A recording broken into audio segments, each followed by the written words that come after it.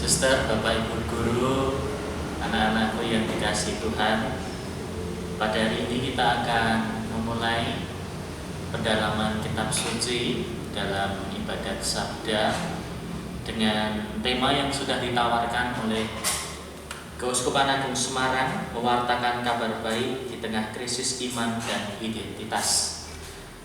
Itu tema umumnya, dan untuk tema pada pertemuan yang pertama ini, pada ibadat yang pertama ini adalah Allah adalah kasih, yang akan diambil dari 1 Yohanes bab 4 ayat 7 sampai 21. Maka marilah kita mengawali ibadat pada kesempatan hari ini dengan bersama-sama kita menyanyikan lagu pembuka.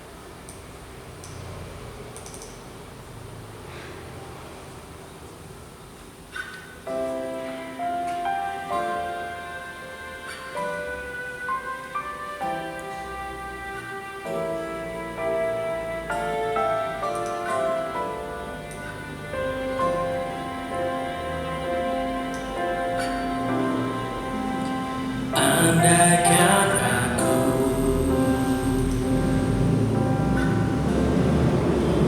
fasih berbicara, namun tak punya cinta kasih, ku bagai gong yang bergaul.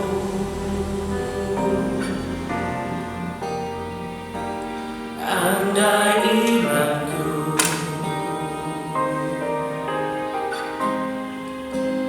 mampu pindahkan gunung, namun tak punya cinta kasih, ku tiada berguna. Kasih itu sabar murah hati, percaya tak angkuh dan tak dengki. Kasih itu tak mengiakan diri, kasih itu kekal serta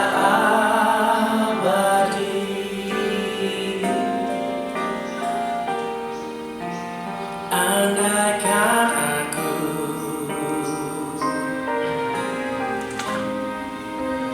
mendermakan hartaku, namun tak punya cinta kasih, tiada berartilah aku. Kasih itu sabar murah hati, percaya tak angkuh dan tak dengki. Kasih itu tak mengiakan diri, kasih kekal dan abadi.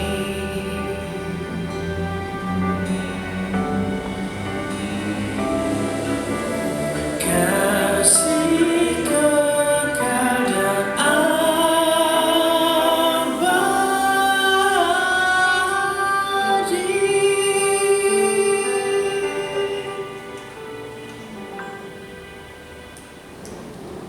Siapa yang mengasihi Allah, ia juga harus mengasihi saudaranya. Demi nama Bapa dan Putera dan Roh Kudus. Amin. Rahmat Tuhan kita Yesus Kristus, cinta kasih Allah dan persekutuan Roh Kudus beserta kita sekarang dan selama-lamanya. Suster, ibu, bapak, guru, anak-anak yang terkasih dalam Kristus, berkah dalam untuk kita semua. Pada hari ini kita bersama-sama membuka seluruh rangkaian pekan atau bulan Kitab Suci Nasional pada tahun 2020, di mana gereja secara khusus pada bulan September ini merayakan atau mencanangkan bulan September sebagai bulan Kitab Suci Nasional. Tema yang kita akan ambil pada kesempatan pertemuan yang pertama ini adalah Allah adalah kasih, yang di dalam bahasa Latin sering kita kenal dengan sebutan Deus Caritas Est. Deus artinya Tuhan, Caritas artinya kasih, Est adalah. Bagaimana di dalam kehidupan kita mengalami cinta kasih Tuhan yang begitu sangat luar biasa, terutama cinta kasih Tuhan yang kita rasakan melalui putranya Tuhan kita Yesus Kristus yang datang ke dunia untuk menebus dosa-dosa kita melalui kurban salib yang Ia alami, misteri Paskah yang menjadi puncak dari misteri iman gereja. Dan pada kesempatan ini kita renungkan dan kita realisasikan di dalam kehidupan kita bersama-sama. Kita juga diajak menanggapi krisis dalam gereja, di mana mewartakan kabar baik di tengah krisis iman dan identitas. Banyak sekali tantangan-tantangan yang menggoyahkan iman kita, dan bagaimana identitas kita sebagai pengikut Kristus dan murid Kristus harus kita pertahankan di tengah perkembangan zaman yang semakin modern ini. Kita siapkan hati kita untuk mengawali pendalaman iman, pendalaman kitab suci pada kesempatan hari ini. Dengan terlebih dahulu kita hening sejenak. Kita menyadari segala dosa dan kelemahan kita di hadapan Tuhan, agar kita layak dan pantas untuk mendengarkan sabdanya dan merenungkan di dalam hari yang penuh syukur ini. Kita hening sejenak.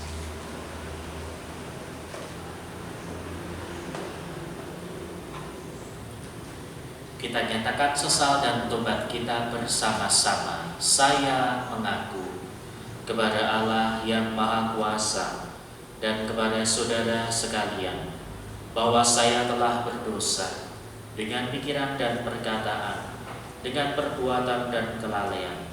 Saya berdosa, saya sungguh berdosa. Oleh sebab itu saya mohon kepada Santa Perawan Maria, kepada para malaikat dan orang kudus, dan kepada saudara sekalian, supaya mendoakan saya pada Allah Tuhan kita.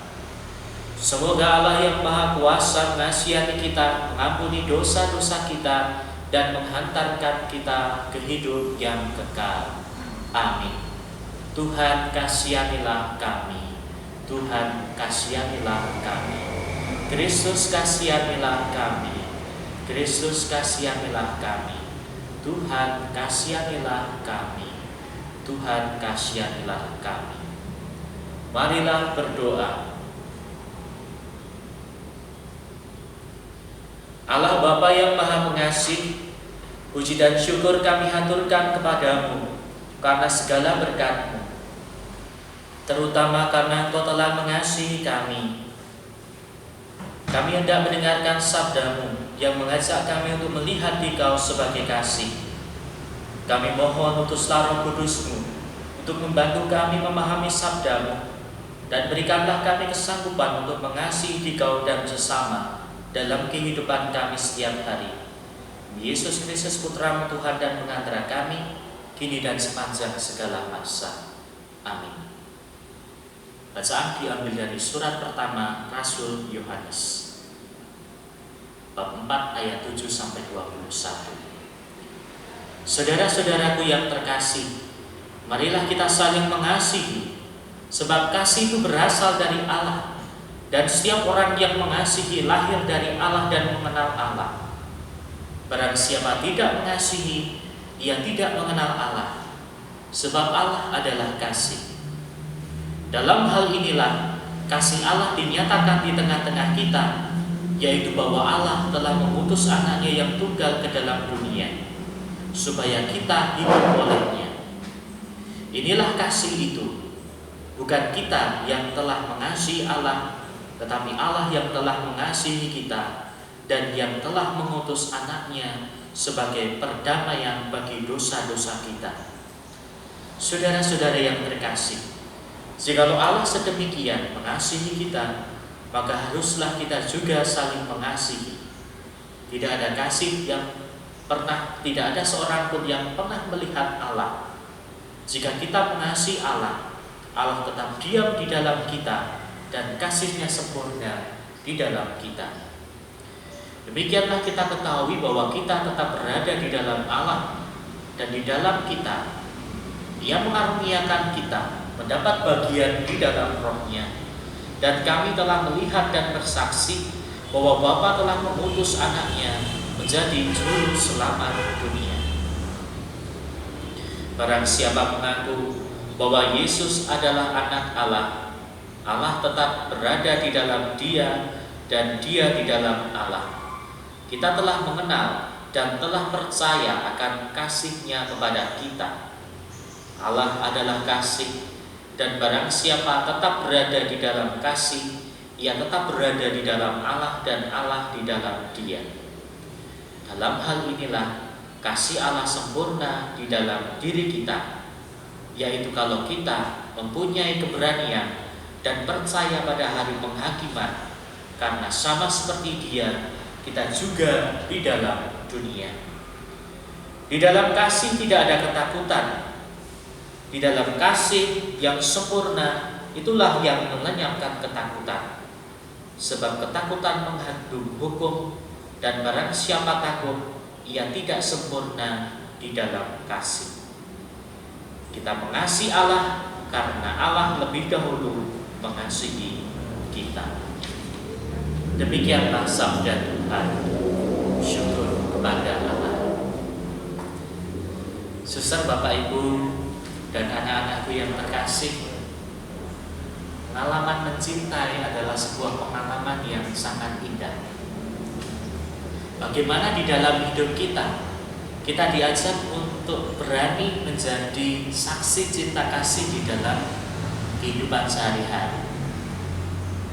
Pengalaman kasih boleh kita temui di dalam kehidupan kita. Di dalam rumah, kasih itu terwujud di dalam diri orang tua kita, di dalam diri anak-anak kita, di dalam diri orang-orang yang ada di rumah. Orang tua mewujudkan kasih dengan cara mencari nafkah, menyekolahkan anaknya, hingga pada akhirnya bangga dan bahagia melihat anak-anaknya semuanya dapat lulus, dapat bekerja dengan baik, dan hidupnya menjadi baik.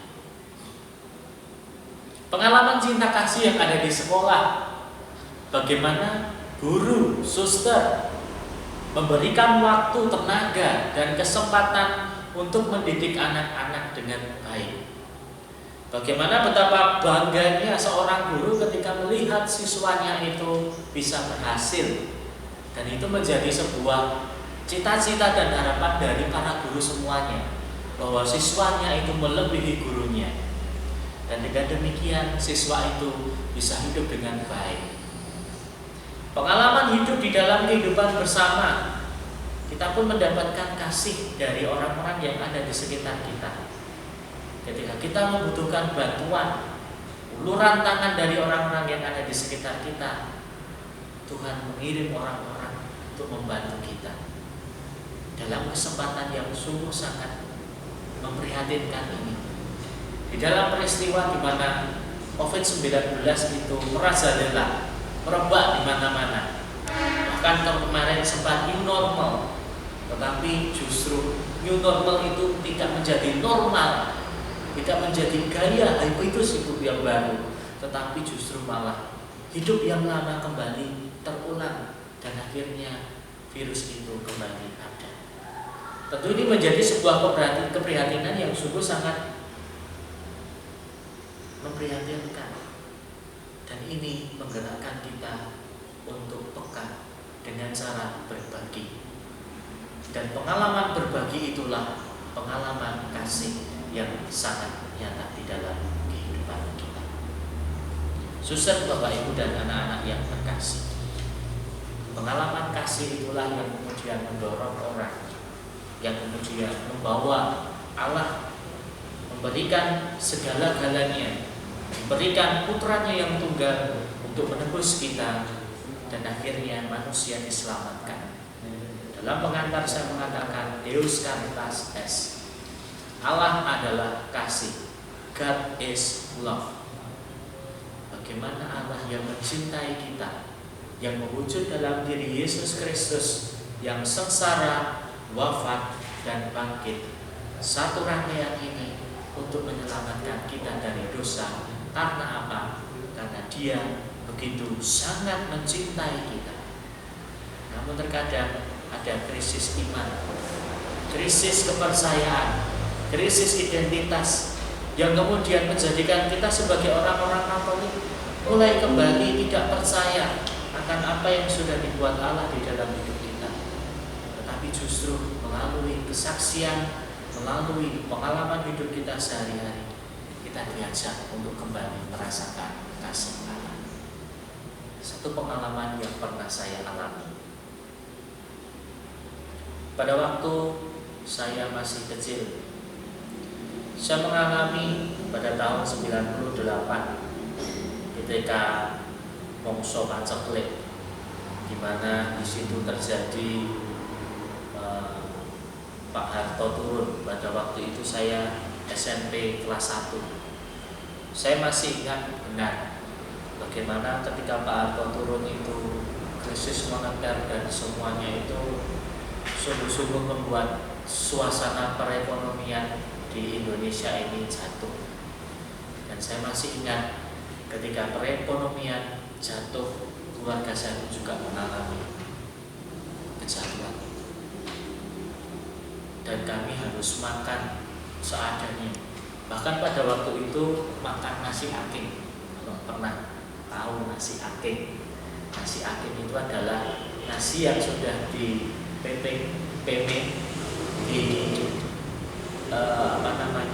diberikan di bawah sinar matahari lalu kering, dan itu diolah lagi lalu dikasih parutan kelapa. Karena pada waktu itu bapak saya salah satu yang terkena PHK, dan akhirnya bapak saya tidak bekerja dan harus mencukupi kebutuhan anak-anak. Bagaimana mungkin bapak saya mencukupi kebutuhan anak-anaknya, tetapi tidak ada sesuatu yang bisa dimakan. Dan dari situlah akhirnya bapak saya itu memohon kepada Tuhan, dan kami sekeluarga dikumpulkan lalu dan sudah dikumpulkan di situ almarhum bapak saya mengajak saya untuk berdoa. Ketika sudah berdoa, ternyata memang benar Tuhan mendengarkan doa kami. Kami merasakan betapa Tuhan mencintai kami. Lalu bapak tiba-tiba ditawari pekerjaan, bisa bekerja. Pengalaman nyata, pengalaman konkret. Pengalaman lain lagi. Sebelum saya dulu pernah masuk ke seminar, pernah menjadi seorang kerabat. Sebelum saya masuk seminari, saya pernah mengalami perjumpaan dengan seorang wanita yang sungguh sangat bagi saya luar biasa. Saya mencintainya, dia mencintai saya. Tetapi apa yang terjadi? Ketika kami mulai pacaran, pada waktu itu SMA, ya, anak SMA pacaran, ternyata saya diterima. Lalu saya pacaran. Dan saya masih ingat ketika saya sendiri mengalami masa-masa di mana katanya saat-saat yang indah ketika orang pacaran. Lalu dalam perjalanan waktu, singkat cerita, 1 tahun berlalu, akhirnya orang yang saya cintai ini harus sakit meningitis. akhirnya Tuhan lebih sayang kepada dia. Tuhan memanggilnya. Dia meninggal dan kemudian saya mengalami kehilangan. Saya pernah mengalami dicintai, dan pengalaman saya mencintai orang itu menjadikan saya bisa mencintai yang tidak kelihatan. Bagaimana mungkin kita bisa mencintai yang tidak kelihatan kalau kita sendiri yang kelihatan tidak dicintai? Nah, tentu masih banyak pengalaman-pengalaman dicintai. Namun saya mengajak suster, bapak, ibu, dan saudara-saudari yang terkasih untuk mencoba melihat pengalaman dicintai macam apa. Dan untuk anak-anak, silakan direnungkan pengalaman dicintai macam apakah yang pernah kamu alami. Pengalaman dicintai macam apa yang pernah kamu alami. Tuliskan itu dalam satu halaman kertas A4.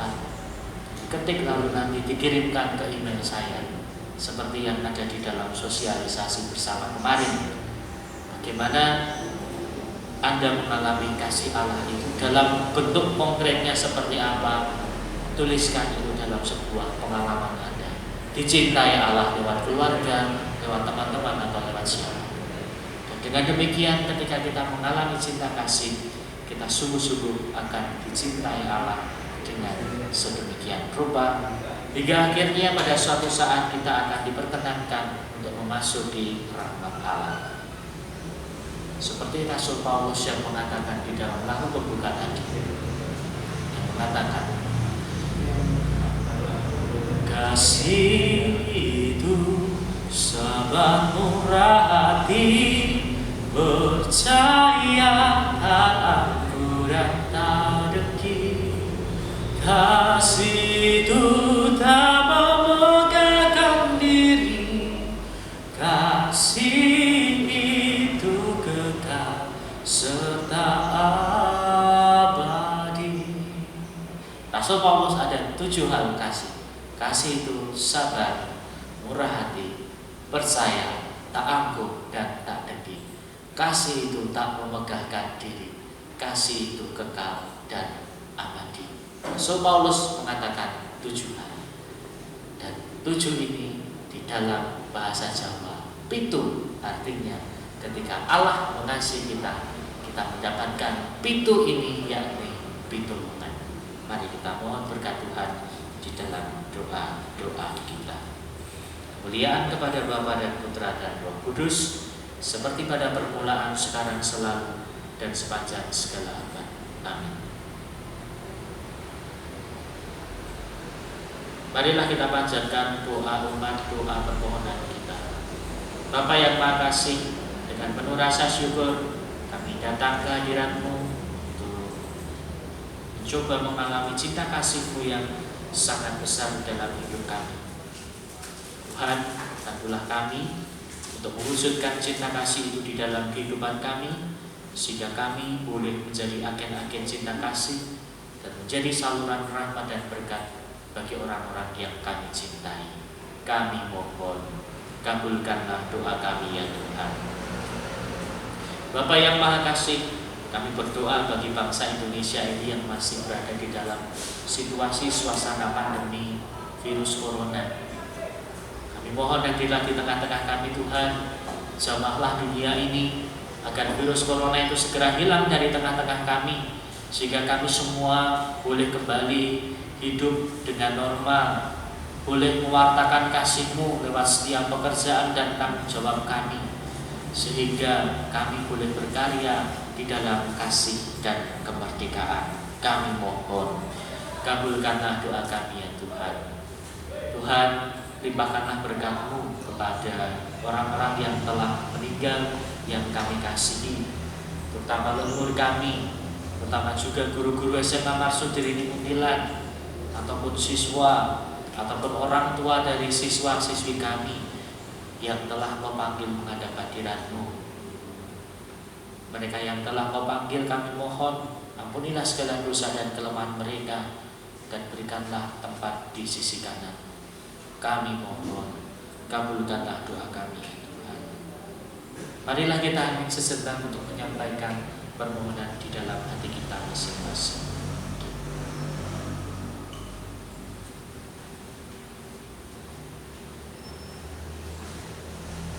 kami mohon, kabulkanlah doa kami ya Tuhan. Demikianlah ya Bapa, doa dan permohonan yang kami sampaikan kepadamu. Berkenanlah Kau mendengarkan seruan harapan dan doa-doa kami pada bulan Kitab Suci Nasional pada pertemuan yang pertama ini.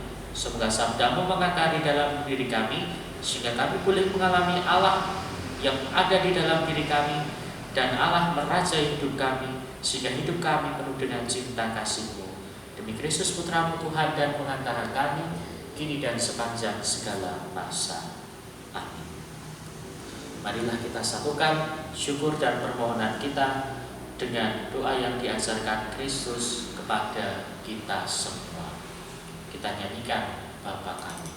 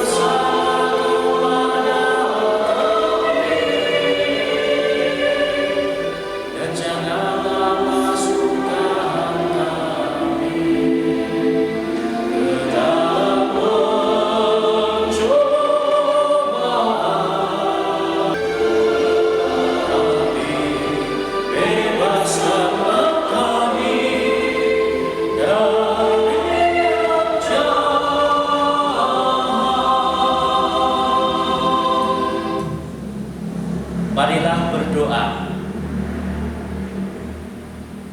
Allah Bapa yang Maha Pengasih, kami bersyukur atas sabda-Mu yang telah kami dengarkan di dalam pertemuan bulan Kitab Suci Nasional yang pertama ini. Kami mohon bantulah kami dengan Roh Kudus-Mu, agar kami dapat mengasihi sesama sebagai wujud kasih kami terhadap-Mu. Demi Yesus Kristus Putra-Mu Tuhan dan pengantara kami, kini dan sepanjang segala masa. Amin.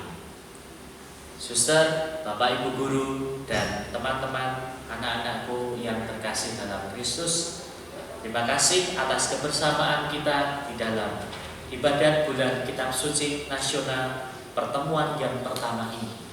Semoga apa yang kita bahas, di mana pengalaman kasih menjadi dasar sebagai penggerak hidup kita, sungguh-sungguh dapat kita alami, dan kasih itu sungguh-sungguh juga dapat kita rasakan di dalam kehidupan kita. Anak-anak jangan lupa membuat refleksi di dalam refleksi satu halaman, dan jangan lupa dikumpulkan, dan itu nanti akan kita follow up di dalam tindakan real apa yang akan kita buat dalam bulan Kitab Suci. Kita akhiri pada kesempatan hari ini dengan memohon berkat Tuhan. Tuhan beserta kita sekarang dan selama-lamanya. Semoga kita semua, orang-orang yang kita cintai dan kita doakan, harapan dan intensi doa kita pada hari ini dirahmati dan diberkati oleh Allah yang Maha Kuasa, dalam nama Bapa dan Putra dan Roh Kudus. Amin. Dengan demikian, ibadat bulan Kitab Suci Nasional pertemuan yang pertama sudah selesai. Syukur kepada Allah. Inilah pergi, kita hidup di dalam cinta kasih Tuhan. Amin. Terima kasih untuk kebersamaannya dan berkah dalam untuk kita semua. Kita nyanyikan Ajarilah Kami Bahasa Cinta.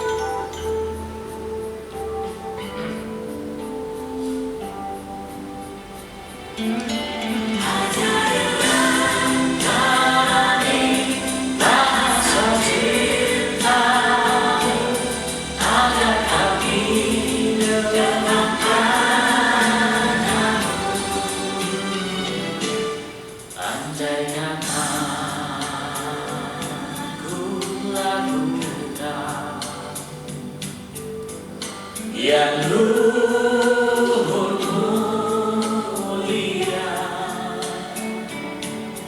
jika tanpa kasih cinta, hamba tak berguna. Ajarilah